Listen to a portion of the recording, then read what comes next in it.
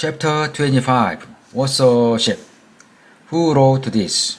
We tend to think of authors as the people who write novel and poem. But in fact, anyone who writes anything is an author, whether they are writing fiction like poetry or non-fiction such as science textbooks. In memoir, autobiographies, and journalistic pieces, I refer to the author's own point of view, POV. These are some factors that impact an author, POV. What time in history was this author writing? What's the author trying to convince you of as the reader?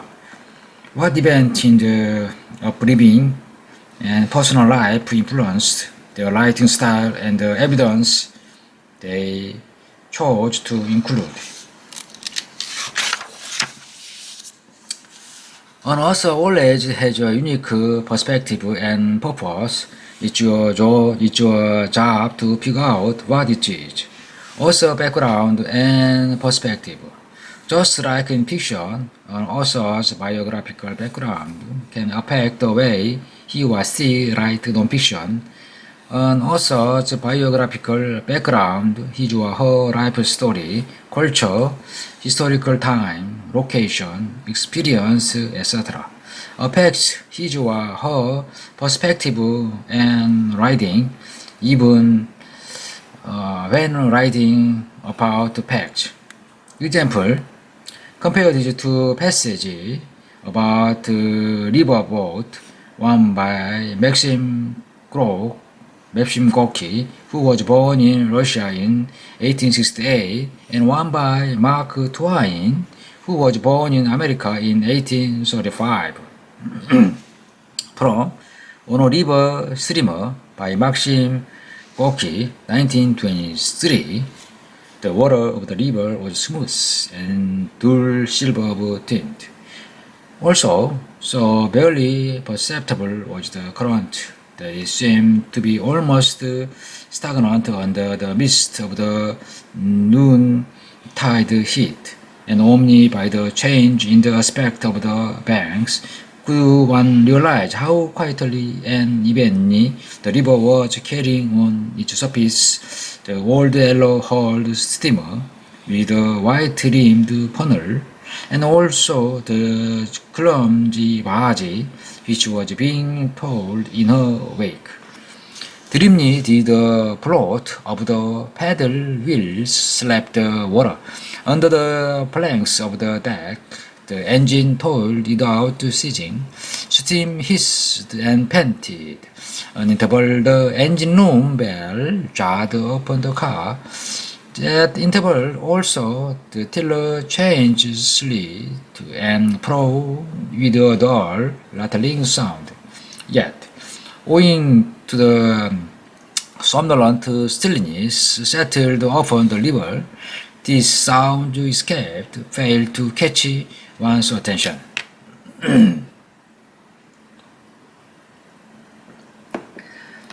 From Mark Twain's speech on Fulton Day at Jamestown, 1907.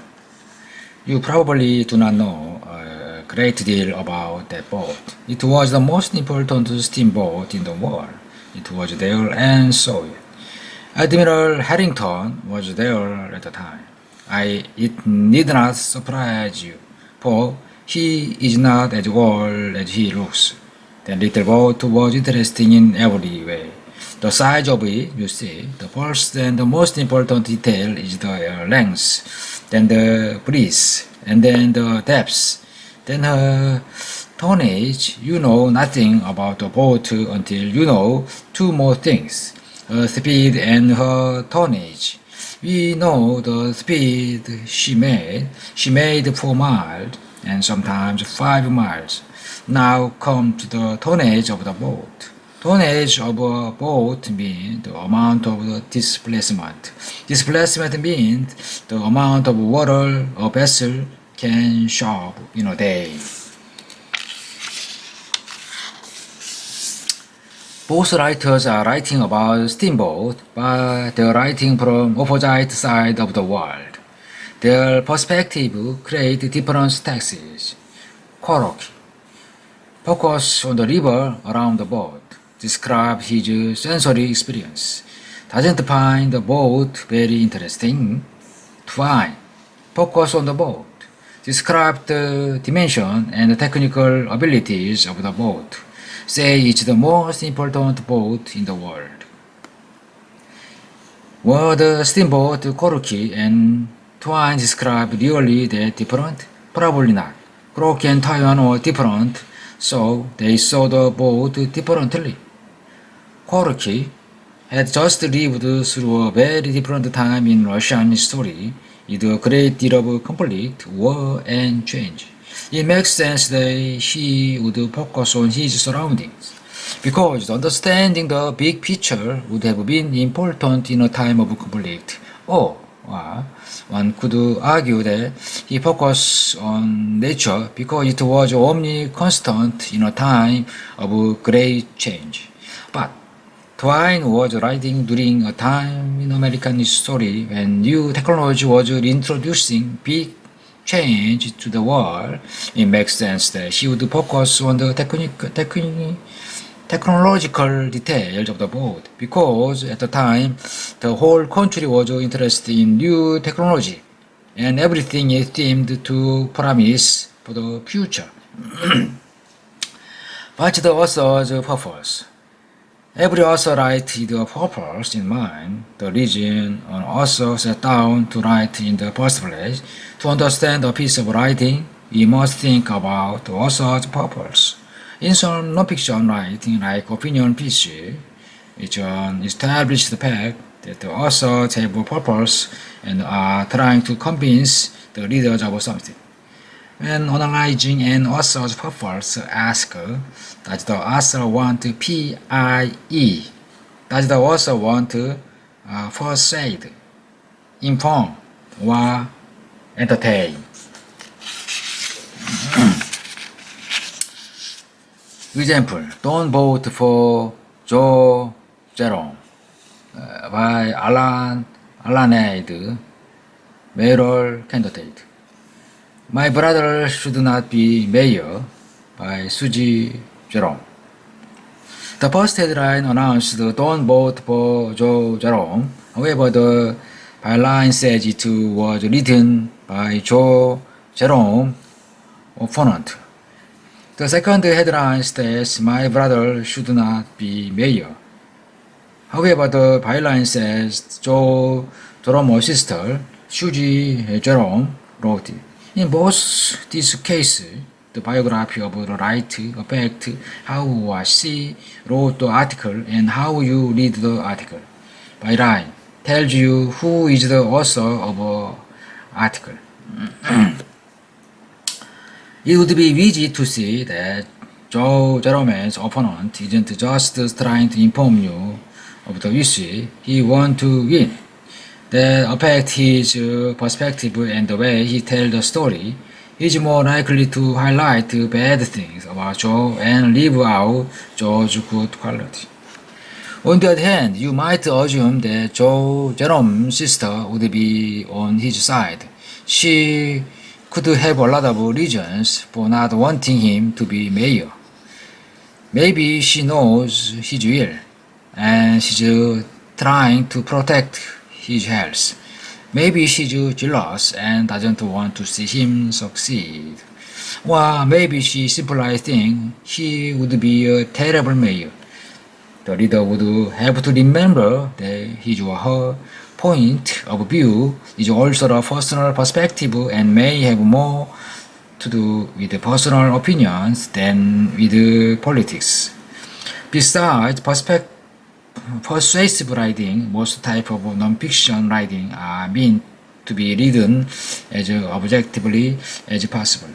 Still, the author's perspective and purpose affect what he or she writes. For example, scientific papers are only meant to share the result of scientific research. However, perhaps someone has attacked the scientist's idea, and the scientist must defend his or her ideas. Or what if the scientist did a study on something small but believes his or her finding should be applied to a broader field. These realities and many more can affect the way the facts are written. Finding the author's purpose.